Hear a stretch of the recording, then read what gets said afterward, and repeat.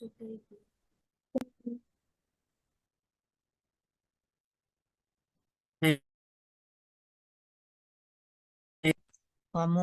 yang pertama ya udah belajar tentang komparasi dua kelompok dependen. Sudah selesai. Terus berikutnya adalah yang kelompok independen. Kemarin baru sekilas ya.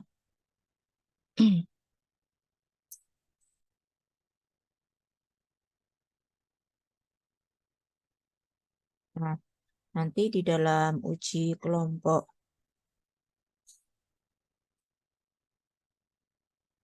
komparasi dua kelompok independen, maka cara mengujinya nanti berbeda dengan yang dependen. Nah, intinya dia dipakai untuk, sebentar ini saya nggak kelihatan. Intinya dia dipakai untuk menguji dua kelompok yang populasinya itu saling bebas, jadi tidak tergantung.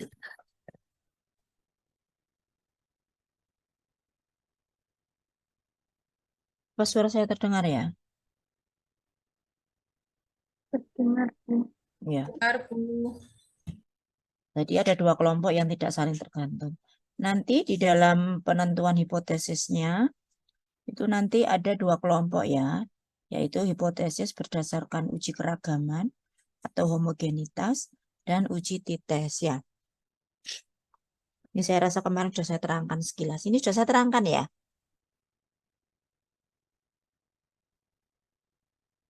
Maulida, sudah saya terangkan belum yang bagian depan nih? Belum, Bu. Oh, belum sama sekali. Oh, kemarin saya tidak masuk karena ujian. Nah, komparasi dua kelompok independen, nanti kamu pada saat ada pertanyaan maupun kita punya data, itu kan harus berpola. Nah, pada saat polanya seperti simulasi ini, maka yang dipilih itu adalah pengujian kelompok independen. Kalau yang lalu kan ada simulasi untuk bagaimana data itu diolah. Kamu punya data apabila pakai parity test atau dependent, komparasi dependen, maka simulasinya yang kemarin sudah tahu ya, ada beberapa contohnya ya. Nah, ada yang di grup itu apa? Hmm.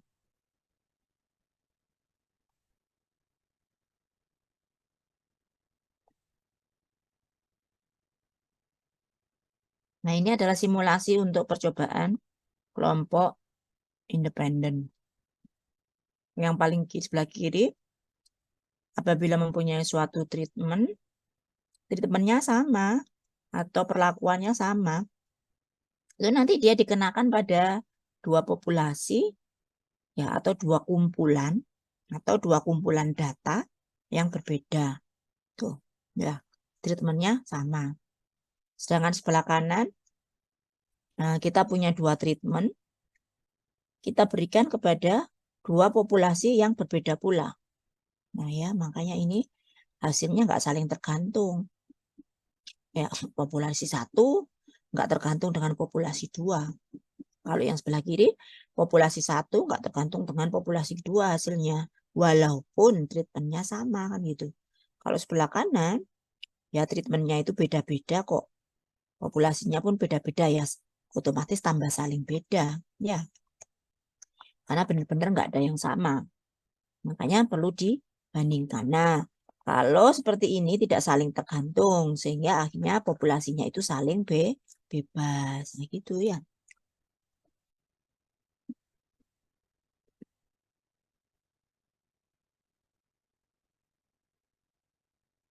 Bentar, Ibu sambil ngambil, saya belum sarapan. Nah, ini nanti di dalam pengujian hipotesis, maka yang harus diperhatikan itu adalah yang pertama ada uji hipotesis terkait homogenitas. Itu nanti untuk mengetahui populasi yang diujikan itu tadi atau populasi data kelompok data kita ini dia kondisinya homogen atau tidak homogen. Nama lain tidak homogen, nama lain tidak homogen itu kan heterogen ya. Sehingga nanti hipotesisnya ini dijawab dengan suatu uji yang dikenal dengan nama uji homogenitas atau Leventhal. Ya. Nah, hipotesisnya nanti otomatis ada H0, H1 sama seperti kemarin. Kalau H0 berarti untuk hipotesis homogenitas yang dianalisa dengan Leventhal nanti datanya keluar dalam bentuk Leventhal. H0 hipotesisnya ragam populasi 1 dan 2 homogen. Nah, kalau gitu H1-nya ragam populasi 1 dan 2 tidak homogen atau heterogen ya. Nah, kriteria pengujian pada ini pada Leventhal nanti ada F hitung lagi ya. Jadi, jika F hitung lebih besar sama dengan F tabel, maka H0 ditolak, H1 diterima. Ya. Jika nilai sig kurang dari sama dengan alfa, maka H0 ditolak atau H1 diterima. Nah, nanti pada posisi Leventhal itu keluar nilai F hitung dan nilai signya. Sehingga itu bisa menjawab hipotesis homogenitas.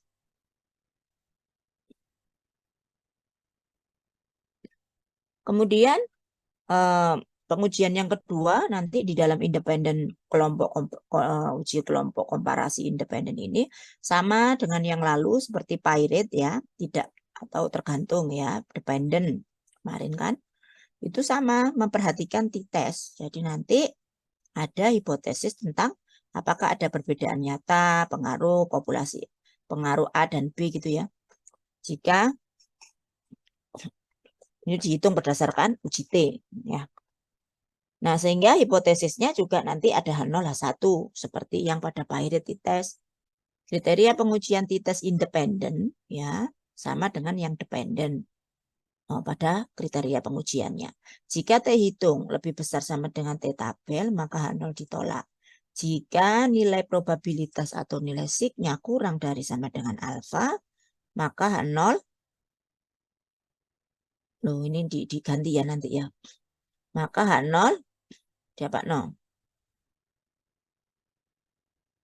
Ditolak juga, ya sudah benar. Jadi ini yang ditolak. Atau H1 diterima. Nah, jika T hitung kurang dari T tabel, maka H0 diterima. Kan gitu. Atau jika nilai sig lebih besar daripada alfa, maka H0 diterima. Ya. Nah, kedua-duanya tidak saling bertentangan. Nah, kita langsung ke contoh soalnya nih.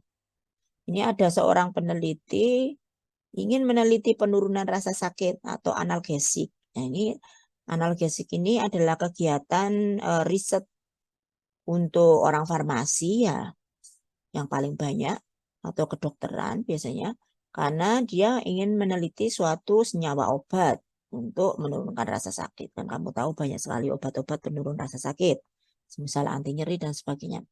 Oleh karena itu pengujiannya harus menggunakan in vivo. Karena in vivo berarti melibatkan hewan coba. Hewan coba yang dipakai di sini itu contohnya adalah tikus SDAIA. Nah, tikus itu tadi diberi perlakuan ekstrak senyawa aktif dari galaktomanan ya dengan dosis 100 mg dan 150 mg. Nah, tujuan penelitiannya adalah ingin mengetahui apakah kedua dosis tersebut memberikan penurunan rasa sakit yang berbeda atau tidak berbeda pada tikus ya. Pertanyaannya, kemukakan hipotesis saudara. Yang B, berdasarkan uji t-test, apakah terdapat perbedaan pemberian dosis galaktomanan 100 mg dan 150 mg terhadap penurunan rasa sakit pada alfa atau tingkat kesalahan signifikansi 5%. Nah, itu ya. Seperti biasa, maka kamu harus menjawab ini dulu. Menjawab hipotesisnya.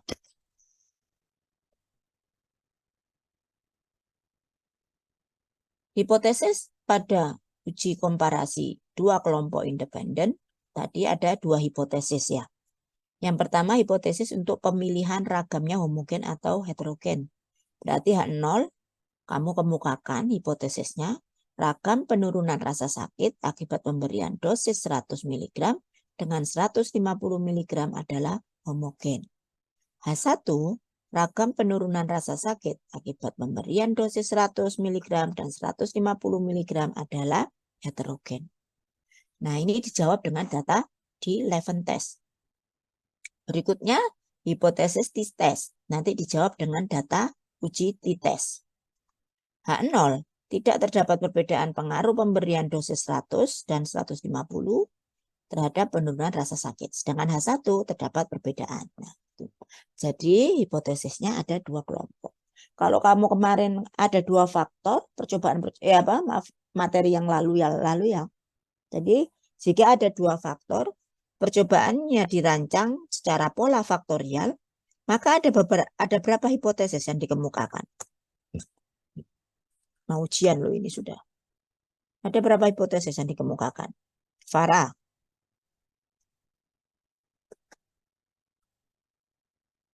Farah.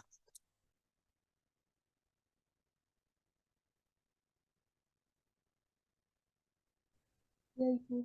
Ya, berapa? Ada 2. Oh, kamu kan faktorial percobaan interaksi. Apabila ada dua faktor, maka hipotesisnya ada berapa? Kalau Berapa ada jenis 3. hipotesis? Berapa? 3. 3. Karena hipotesis 1 untuk faktor 1, hipotesis 2 untuk faktor 2, dan hipotesis 3 untuk interaksi antara faktor 1 dan faktor 2, kan begitu. Ya. Itu saya ngetes kembali. Oke, kita kembali ke materi. Kalau begitu, ini contoh percobaan ini tadi, simulasi soal ini itu ada pada yang sebelah mana ini? Nih, sebelah depan kamu aja langsung, sebelah kirinya atau sebelah kanan kamu? Kan kamu di depan HP nih atau laptop.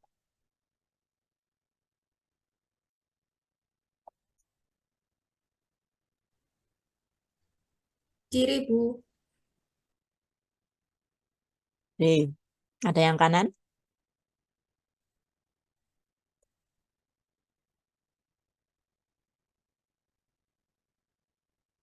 Masa kiri semua yang satu kelas?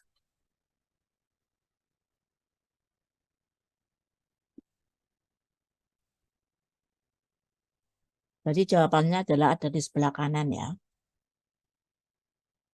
Kalau kamu menghadap laptop di kanan kamu. Kenapa? Kita punya ekstra galaktomanan tadi. Tapi konsentrasinya berbeda. 100 dan 150. Nanti mau diujikan sebagai anti nyeri pada tikus. Berarti treatmentnya itu ada berapa? Ya ada ada 2. 100 mg dan 100 mg. Terus populasi tikusnya ada berapa? Populasi kelompok tikusnya ya harus ada 2. Karena kelompok 1 untuk disuntik dengan galaktomanan 100 mg. Kelompok 2 atau populasi kedua, itu kan kelompok isinya banyak nanti. Kelompok populasi 2 disuntik dengan galaktomanan 150 mili. Jadi kan sendiri-sendiri, sehingga yang kanan. Nah, kok bisa sendiri-sendiri, Bu? Nah, masa satu tikus itu disundi dengan treatment 150 dan 100 dicampur? Kan tidak mungkin. Ya, jadi kan begitu. Kalau dicampur, kalau yang sebelah kiri, kan berarti treatmentnya dicampur jadi satu itu. 100 dan 150 dikenakan pada mencit-mencit yang dua-duanya sama kan gitu. Nah, sehingga kamu harus tahu. Nah, yang terpenting nanti di dalam ujian tidak salah memilih soalnya itu dikerjakan dengan independent t-test atau dependent t-test ya. Nah, sekarang kita langsung menjawab hipotesisnya itu kan tadi sudah. Sekarang kita langsung menjawab yang poin B berdasarkan uji T tadi. Ya, karena poin B ini nanti juga akan menjawab hipotesisnya itu tadi ya. Melanjutkan setelah kita kemukakan hipotesis, kita menjawab hipotesis dengan data yang nanti akan kita masukkan ke SPSS melalui uji T ya. Nah, ini ada data-datanya. Kelompok dosis 100 mg dan kelompok dosis 150. Kelompok dosis 100 mg disuntikan pada 3 kandang tikus kan gitu. Ya. Tapi kan dia kelompoknya kelompoknya yang 100 mg. Begitu juga dengan kelompok yang ini 150 mg. Ada 3 kandang tikus. Tapi kelompoknya ya kelompok 1. Kelompok sama yaitu 150. Kira-kira pemberian atau sonde, bahasanya penyuntikan itu kalau uji in vivo pada hewan itu adalah sonde ya. Jadi penyondean atau pemberian sonde secara sonde pada kedua kelompok galaktomanan baik dosis 100 mg dan 150 mg masing-masing melibatkan berapa buah tikus. Coba dihitung itu.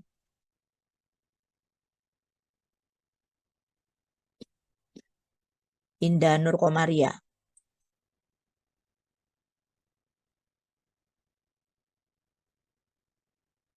Indah. Nggih, Bu. Ya. Jadi melibatkan berapa banyak tikus pada setiap konsentrasi galakto atau dosis galaktomanan. Kamu hitung aja data itu.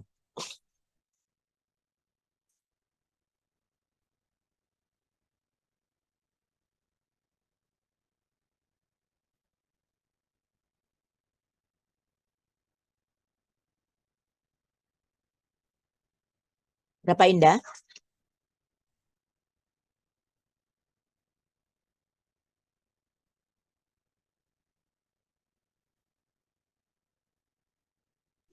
Ada 6, Bu. Lu kok 6? Kok nggak konsentrasi tak ya, Po? Ada berapa? Ini sudah tahu, lihat datanya udah dilihat. Yang warna kuning itu udah. Sudah, Bu. Nah ya, dalam pemberian dosis 100 mg galaktomanan itu berapa buah tikus yang dipakai? Kan tinggal dihitung datanya toh. Kan enggak mungkin satu tikus itu punya 1-2 data.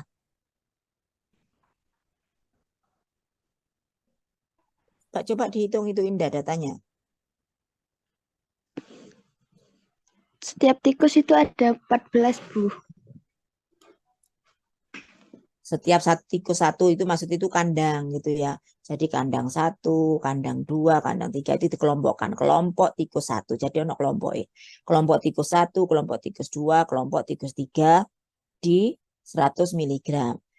150 mg juga sama punya kelompok tikus 1, 2, 3. Ya nanti kan makanya ada 2 kelompok besar. Kelompok besar tikus untuk dosis 150 yang dibagi menjadi 3 kandang ini. Kelompok 150 mg dibagi juga menjadi 3 kandang. Nah, tetapi tidak mungkin satu tikus itu disuntik dengan 2 kali dosis. Kan ini percobaan. Jadi kan harus sendiri-sendiri. Ya. Nah, kalau begitu berarti dalam kelompok tikus 1 di sini misalnya di 100 mg kan nanti sama dengan 150 ya. Itu ada berapa tikus tadi Indah? Indah? Kamu ulangi. Ada 14 ya Indah? Nggih, Ibu. 14. Kalau begitu untuk pengujian galaktomanan 100 mg butuh tikus berapa?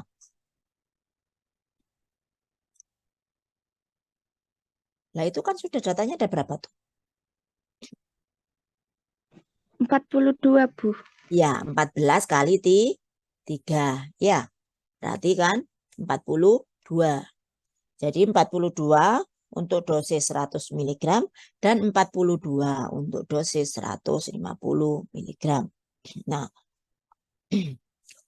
berikutnya kita langsung memasukkan ke SPSS nih. Nanti dimasukkan di data view. Ya, dengarkan dulu. Di data view itu nanti dikasih nama yang kolom 1 adalah penurunan rasa sakit karena itu scoring ya. Penurunan rasa sakit itu. Jadi makanya 1, 2, 4 kan gitu. Berapa? 3, 7 misalnya gitu. Berikutnya yang sebelah kanan adalah dosis. Ya nanti data cara memasukkannya diurutkan aja dari atas ke bawah. Jadi contohnya gini. Nanti kamu masukkan di sebelah kolom 1 ya, paling kiri. Nanti mulai angka 0 ini sampai angka 2 di tikus 1 ini pada 100 mg. Terus nanti setelah 2 langsung lanjut ke tikus 2, kelompok tikus 2. Itu nanti di bawahnya 2 ini lanjut terus sampai 6. Setelah 6 lanjut ke kelompok tikus 3 yaitu 0 sampai seterusnya. Ya.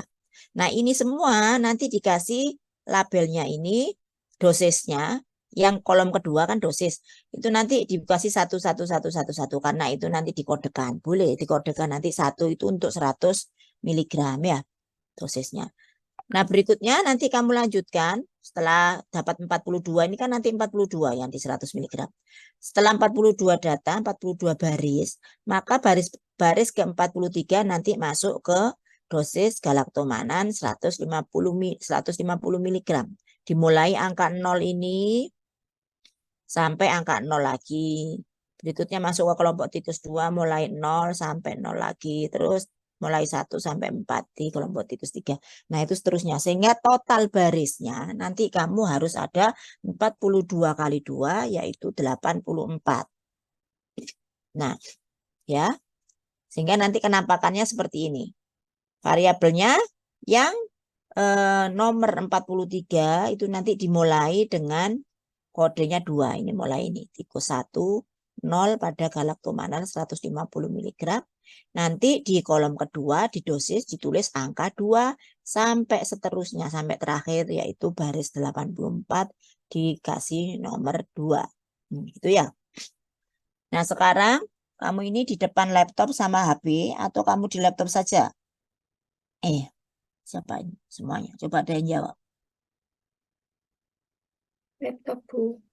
Ya, Laptop, Bu. ya, enggak apa-apa. Ya, sekarang silakan dimasukkan. Sudah benar kamu di depan laptop. Silakan dimasukkan datanya. Ini datanya ya, dimasukkan. Saya beri waktu 15 menit untuk memasukkan ini.